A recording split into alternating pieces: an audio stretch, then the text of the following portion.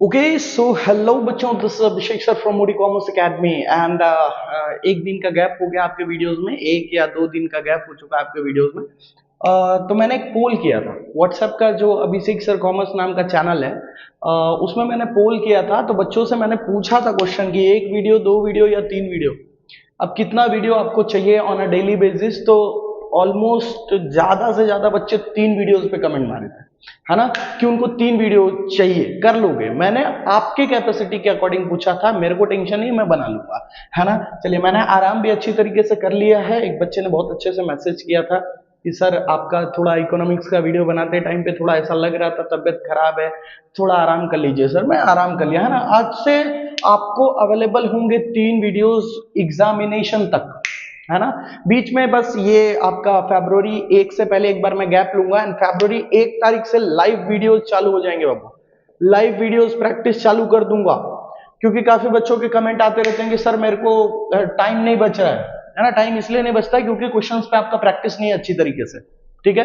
Question पे practice नहीं है, इस कारण से आपके पास टाइम, मतलब आंसर्स आने के बावजूद भी आप पूरा आंसर सॉल्व नहीं कर पाते, है ना। तो ये सारी चीजों पे मैं डिस्कशन करूंगा फरवरी 1 के बाद, है ना। फरवरी 1 से मैं रेगुलर तरीके से लाइव आऊंगा, जहां पे आपको मैं सारी चीजें डिस्कस करूंगा कि कितने पॉइंट, कितने मार्क के क्वेश्चन को कितना टाइम दिया जाता है, और अगर नहीं सॉल्व होता है तो क्या उसी के पीछे लगे रहते हैं या हमको क्वेश्चन चेंज करना रहता है ना। तो वो सारी चीजें मैं डिस्कस करूंगा। लाइव वीडियोस का प्रोसेस फेब 1 से चालू हो जाएगा, है ना। ऑलमोस्ट मैं ट्राई करूंगा 2 to 3 आवर्स का लाइव वीडियोस आपका रहे। डेली प्रैक्टिस सेक्शन रहेगा जिसमें मैं वन सेंटेंस, सेक्शन सी और स्टैटिस्टिक्स के पूरे पेपर, जिसमें नॉर्मल डिस्ट्रीब्यूशन, लिमिट, सारी चीजों का प्रैक्टिस करवाऊंगा, है ना। सारे क्वेश्चंस का प्रैक्टिस करवाऊंगा। मैं बोर्ड पे करूंगा भी क्वेश्चन, अभी तक तो आपके टेस्ट ले रहा था ना मैं लाइव में, अब मैं क्वेश्चंस करूंगा बोर्ड पे, है ना। कमेंट्स में अगर ऐसा आएगा ना कि नहीं आता है सर, तो उसको मैं क्वेश्चन करूंगा बोर्ड पे। साथ साथ में सेक्शन एफ के लिए बहुत सारे क्वेश्चन आ रहे थे कि सर सेक्शन एफ का प्रैक्टिस करवाइए, सेक्शन ई का प्रैक्टिस करवाइए। डोंट वरी, अगर मैं कमेंट का रिप्लाई नहीं दे पाता हूं, इसका मतलब ये नहीं कि मेरे तक बात नहीं पहुंचता है ना। मैं पढ़ता हूं कमेंट, कमेंट पढ़ता हूं, लेकिन बहुत सारे कमेंट रहते हैं तो रिप्लाई देने में थोड़ा सा ऐसा टाइम इशू आता है, क्योंकि वीडियोस बनाने रहते हैं मुझे, ठीक है। सो डोंट वरी, आपके कमेंट्स मुझे मिल गए हैं, आप क्या बोलना चाह रहे थे वो मैं समझ गया। सेक्शन ई और एफ का आपको वीडियोस चाहिए, ठीक है। तो ई के तो मैं वीडियोस बना दूंगा, और एफ का मैं आपको लाइव में प्रैक्टिस करवाऊंगा। फेब 1 से जो हमारा लाइव सेशन चलेगा उसके अंदर मैं प्रैक्टिस करवाऊंगा आपको स्टैटिस्टिक्स का, ठीक है। और एक चीज का मैंने प्लान किया है कि जिस दिन एग्जामिनेशन होगा ना, उस दिन रात को 8 बजे से 1 बजे तक डेली रात को लाइव रखेंगे, बोर्ड एग्जामिनेशन के टाइम पे। इसके ऊपर जरा राय बताइएगा, तो कैसा लगता है बोर्ड के एग्जामिनेशन में 5 घंटा लाइव रहे तो सारी चीजों को पूरा एकदम नोच खाएंगे कि नहीं, पूरा एकदम टॉपिक को एकदम डिस्कस कर लेंगे अपन, है ना। 8 बजे से 1 बजे तक का लाइव सेशन मैंने प्लान किया है। आपको अब कैसा लगता है वो चीज मेरे को अपना व्यू दीजिएगा, ठीक है। फिलहाल हम शुरू करते हैं ऑर्गेनाइजेशन ऑफ कॉमर्स, जो हमने शुरू किया था, है ना। तो ऑर्गेनाइजेशन ऑफ कॉमर्स के सारे इंपॉर्टेंट क्वेश्चन पहले मैंने आपको बताया था कि बी सेक्शन को कवर करेंगे, देन हम सी की तरफ जाएंगे। तो बी का एक वीडियो आपको अवेलेबल कराया था मैंने, है ना। देन उसके बाद मैं थोड़ा सा रेस्ट लेने को चला गया, है ना। रेस्ट हो गया अब मेरा। अब आपको डेली 3 वीडियोस अवेलेबल होंगे, ठीक है, जिसमें मैंने प्लान किया है कि ऑर्गेनाइजेशन ऑफ कॉमर्स के 2 videos daily on a daily basis, है ना। और स्टैटिस्टिक्स में बाइनोमियल एक्सपांशन चैप्टर में से मैंने बोला था आपको इंपॉर्टेंट क्वेश्चन, है ना, तो उसको पहले पकड़ूंगा। देन शेयर कैपिटल, 2 दिन बाद तुरंत शेयर कैपिटल को मैं पकड़ूंगा, है ना। चलिए जुड़े रहो और मेहनत करते रहो, चलते हैं आगे सर। ओके, सो बच्चों शुरुआत करते हैं अपना डिस्कशन वन सेंटेंस में, जो मैंने आपको बोला था। देखिए क्या लिखा है, व्हाट इज सेल्स प्रमोशन, है ना।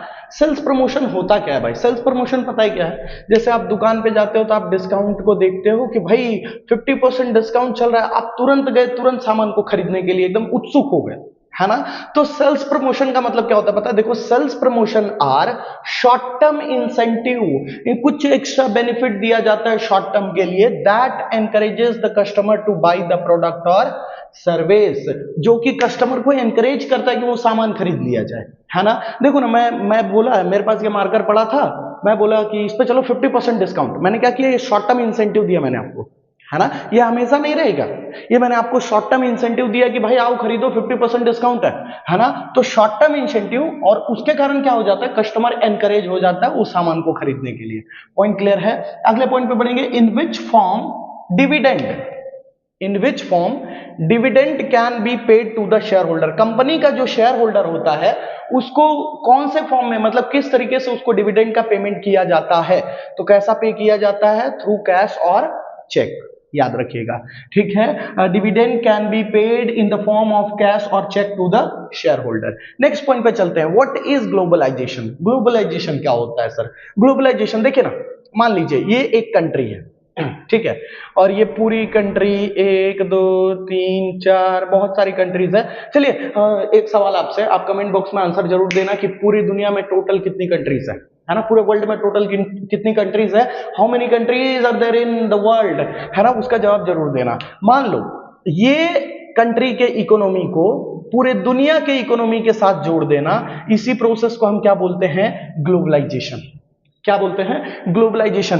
Connecting the economy of country, ध्यान दीजिएगा, connecting the economy of a country with the economy of world, पूरी दुनिया की इकोनॉमी के साथ जोड़ देना, इसी चीज को हम क्या बोलते हैं, ग्लोबलाइजेशन। देखिए globalisation means to connect the economy of a country, globalisation means to connect the economy of a country with the economy of world. I hope logic clear है आपको। ओके, इसके रिगार्डिंग सर 2-3 क्वेश्चन और बनते हैं। क्या बनते हैं sir? Liberalisation क्या होता है, what do you mean by liberalisation, ये भी क्वेश्चन बनता है आपका। फिर बनता है कि प्राइवेटाइजेशन क्या होता है। तो सबसे जो इजीएस्ट क्वेश्चन होता है ना, वो होता है प्राइवेटाइजेशन। प्राइवेटाइजेशन का मतलब क्या होता है पता है, लिख लिए, privatisation means the conversion of public sector into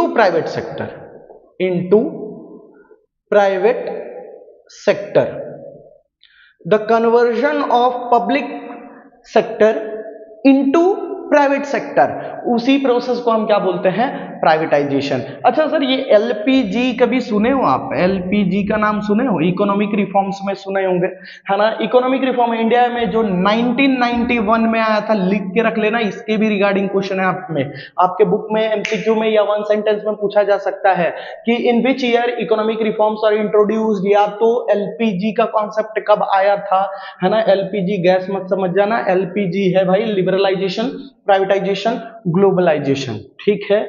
बढ़ते हैं आगे sir, in which year consumer protection act came into force. Consumer protection chapter याद कीजिए, मैंने आपको ग्रुप में होमवर्क के तौर पे भेजा था, है ना, याद होगा आपको, कंज्यूमर प्रोटेक्शन चैप्टर मैंने भेजा था और आई होप कि आप कंप्लीट भी कर लिए होंगे, ठीक है। होमवर्क सही टाइम पे कंप्लीट किया कीजिए। कंज्यूमर प्रोटेक्शन एक्ट आया था 1986 में, याद कर लीजिए, कंज्यूमर प्रोटेक्शन कब आया था, 1986, है ना। सर कंफ्यूजन हो रहा है ईयर को लेके, कल ही पढ़े थे, कौन सा एक और चीज पढ़े थे ना, 1996। ये ईयर में क्या आया था सर, एनएसडीएल, जो कि सबसे पहला डिपोजिटरी था, याद है, थोड़ा रिवीजन करवा रहा हूं मैं। एनएसडीएल आया था, डिपोजिटरी एक्ट भी इसी ईयर में आया था 1996 में, है ना। और 1986 उसके 10 साल पहले क्या आया था, कंज्यूमर प्रोटेक्शन एक्ट।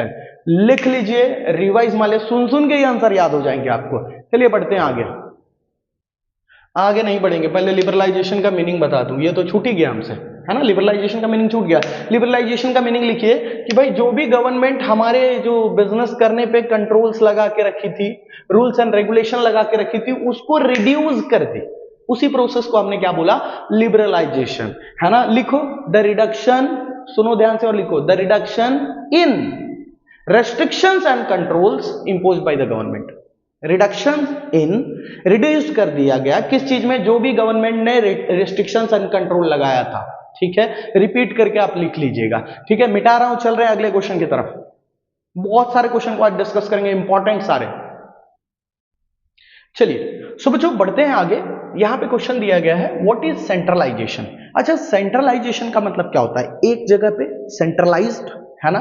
तो देखिए सेंट्रलाइजेशन का मतलब क्या होता है, जब पूरा का पूरा पावर, आपको पता होगा 3 लेवल्स ऑफ मैनेजमेंट होते हैं, bottom level, middle level and top level. जब पूरा का पूरा पावर टॉप लेवल के पास ही होगा, when authority is centralised eight top level management, जब पूरा का पूरा पावर किसके पास सेंट्रलाइज्ड होगा, टॉप लेवल के पास ही होगा, सारा डिसीजन वही लेंगे, सारी चीजों का मतलब उन्हीं के पास पूरा पावर है, तो इस चीज को हम क्या बोलते हैं, सेंट्रलाइजेशन। ठीक है, आपसे क्वेश्चन ये भी पूछा जाता है कि what do you mean by decentralisation.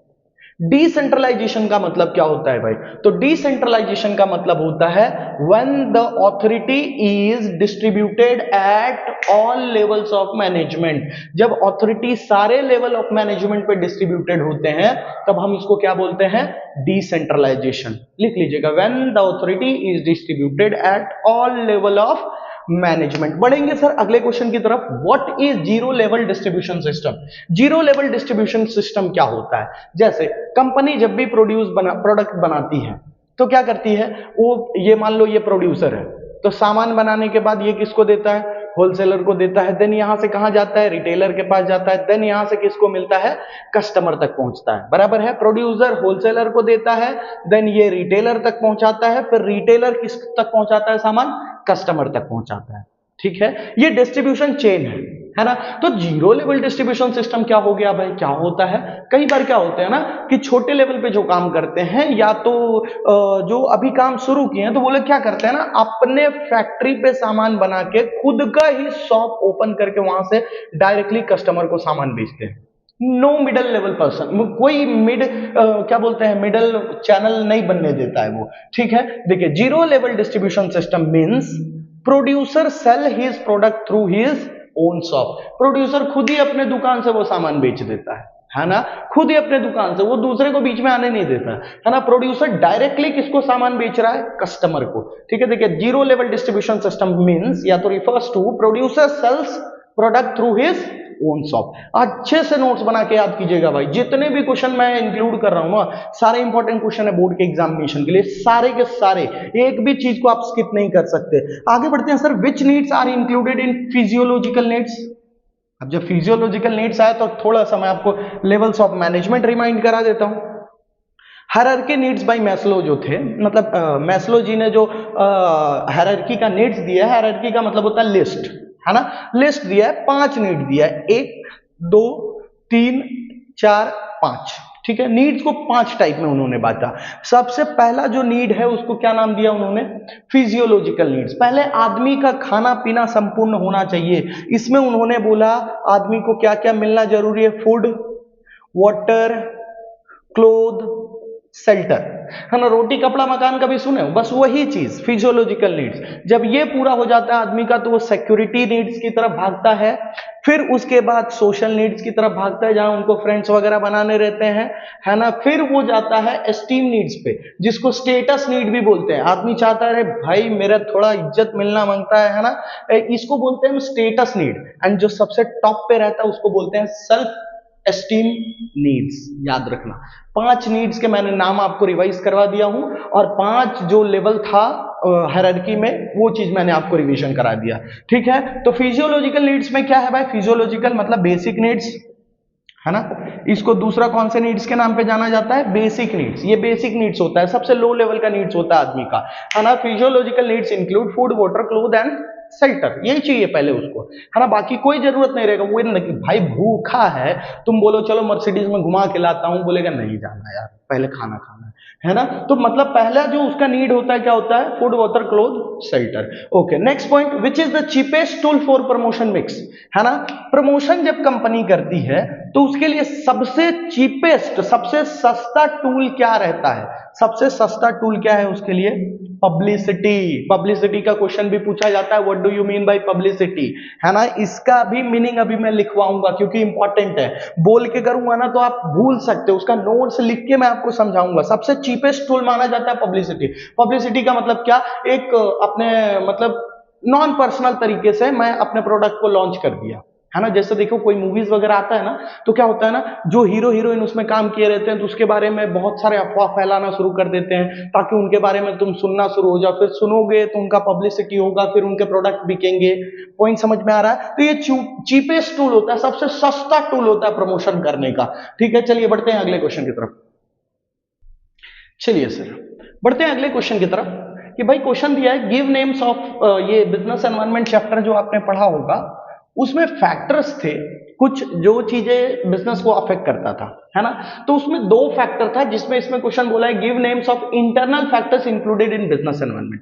देखिए क्वेश्चन क्या क्या पूछा जा सकता है, या तो सिर्फ internal factors of business environment पूछा जा सकता है, या तो सिर्फ एक्सटर्नल फैक्टर्स पूछा जा सकता है, या तो दोनों पूछ लेते हैं कभी कभी। ठीक है, तो ध्यान में रखिएगा। इंटरनल फैक्टर्स वाले कौन से हैं? इंटरनल फैक्टर कौन कौन से? Business objective, employees, managerial system, ये कौन से फैक्टर्स हैं? Internal factors.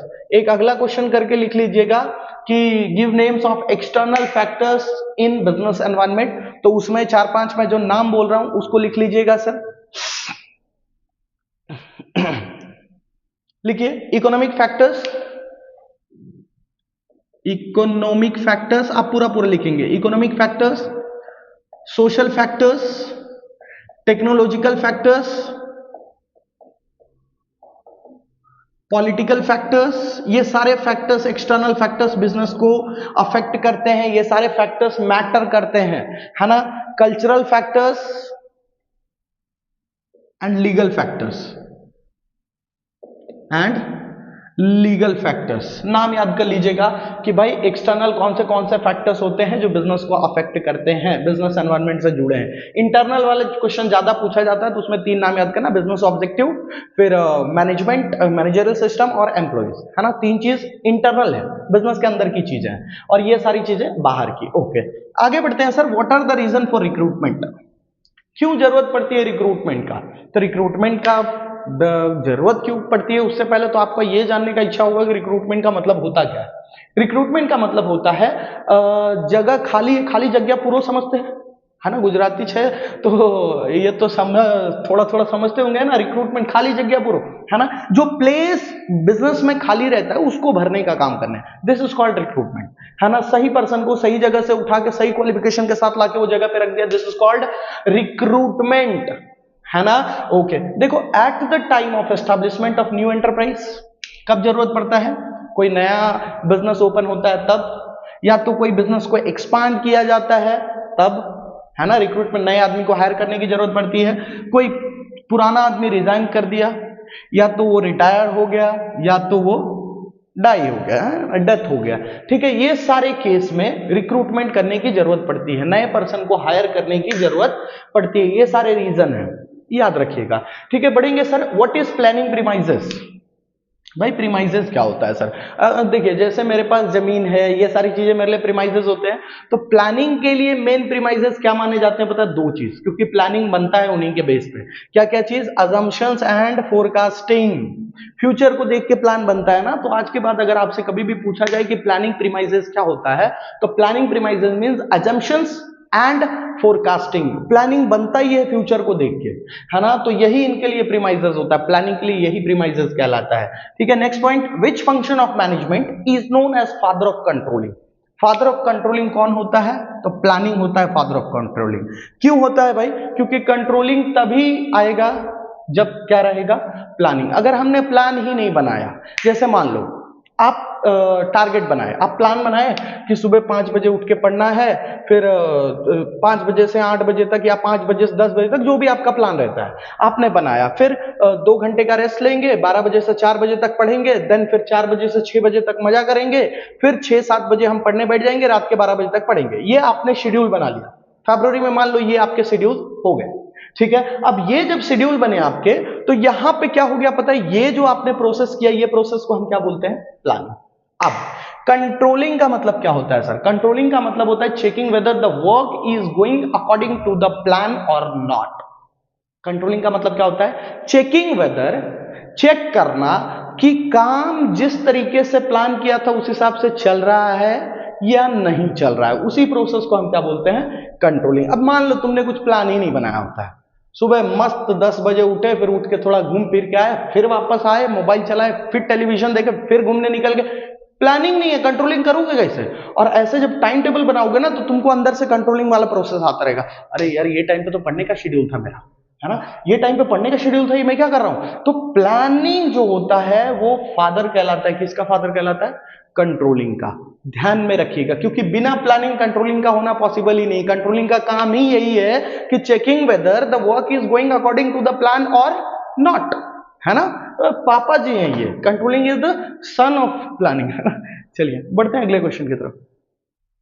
ओके, सो बच्चों बढ़ते हैं अगले क्वेश्चन की तरफ। देखिए सबसे पहला क्वेश्चन क्या है, when per capita income can be increased, है ना। पर कैपिटा इनकम का मतलब होता है हर आदमी पे, जैसे मान लो ये कंट्री है, ठीक है, और ये कंट्री के अंदर टोटल 3 लोग हैं, 1 2 3, ठीक है, और ये कंट्री का नेशनल इनकम, देखिए ध्यान से समझिएगा, पूरे कंट्री का नेशनल इनकम मिला के 30,000 रुपए है, ठीक है। डिवाइड बाई 3 करेंगे, total national income divide by total population कितना आ गया, 10,000। मतलब हर आदमी के ऊपर इनकम कितना आ रहा है, 10,000 रुपया।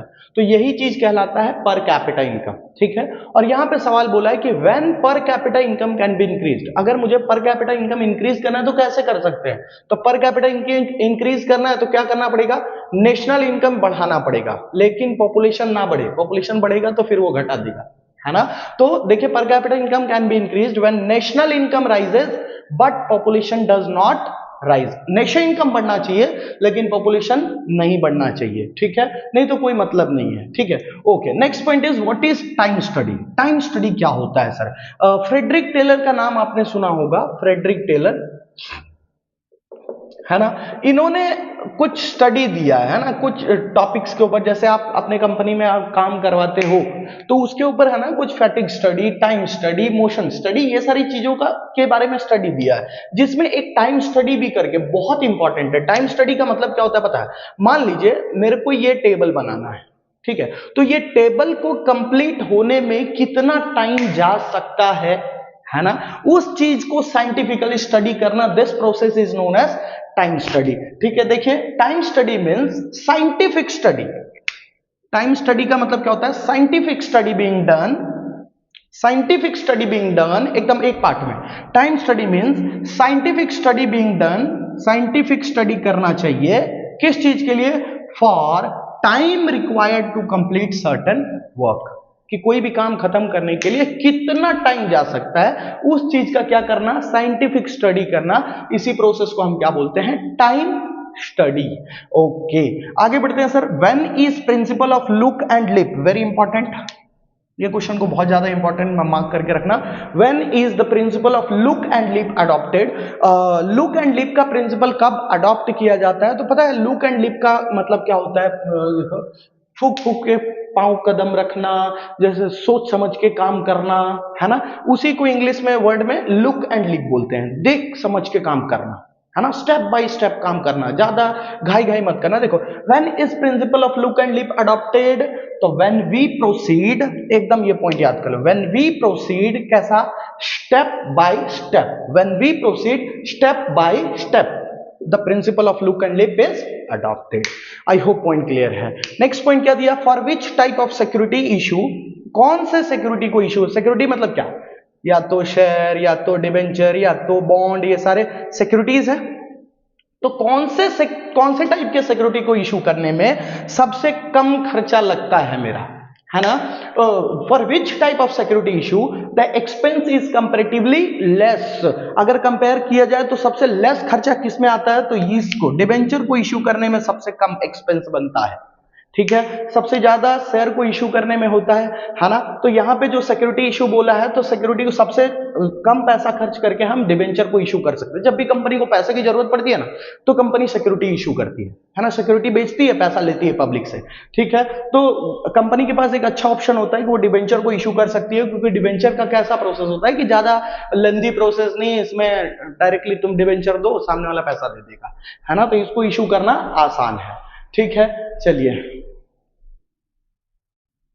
अच्छा, वीडियो को एंड करने से पहले मैंने एक चीज आपसे डिस्कस किया था, है ना, पब्लिसिटी के बारे में डिस्कस किया था, याद है आपसे, पब्लिसिटी, है ना। पब्लिसिटी क्या होता है, लिख लीजिएगा कहीं पे, मैं उसको समझाता भी हूं, समझना। एक होता है कि हम पर्सनली किसी से डिस्कस करते हैं, जैसे मैं अपनी चीजों को पर्सनली इसको बता रहा हूं, है ना, और एक होता है इम्पर्सनली डिस्कस करना अपने प्रोडक्ट्स के बारे में, है ना। इम्पर्सनली कैसे डिस्कस किया जाता है, मीडिया के थ्रू डिस्कस किया जाता है। और पब्लिसिटी का सबसे ज्यादा मेन मजा क्या है पता है, without paying any fees. Line याद रखना, विदाउट पेइंग एनी फीस, कोई भी फीस नहीं देते, फिर भी वो हमारा पब्लिक मतलब ऐसा हमारे प्रोडक्ट को वो क्या बोलते हैं, प्रमोट करके दे देते हैं, इसीलिए इसको सबसे चीपेस्ट टूल भी बोला जाता है ना। सुने थे, क्वेश्चन आया था चीपेस्ट टूल ऑफ पब्लिसिटी। तो इन शॉर्ट क्या लिखेंगे, आंसर में लिखेंगे इम्पर्सनल, सॉरी पब्लिसिटी पढ़ रहे हैं ना, इम्पर्सनल वर्ड यूज कीजिएगा, impersonal communication about the product, है ना। इम्पर्सनल कम्युनिकेशन, पर्सनल नहीं, पर्सनली जाके पर्सनल किसी के साथ बातचीत नहीं, impersonal communication about the product, मैं अपने प्रोडक्ट को इम्पर्सनली कम्युनिकेट कर रहा हूं उनके साथ, है ना, with the help of media.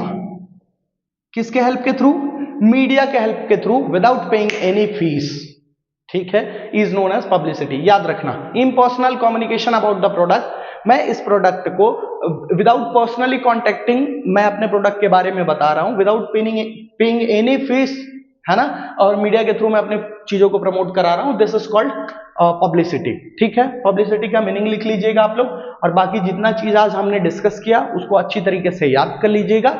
और ये वीडियो आपको 5 बजे मिलेगा। देन मैंने आपको क्या बताया था, आज से आपके 3 वीडियोस अवेलेबल होंगे, जिसमें 6 बजे आप 5 बजे ये वीडियो कंप्लीट करेंगे, तब तक 6 बजे दूसरा वीडियो अवेलेबल हो जाएगा।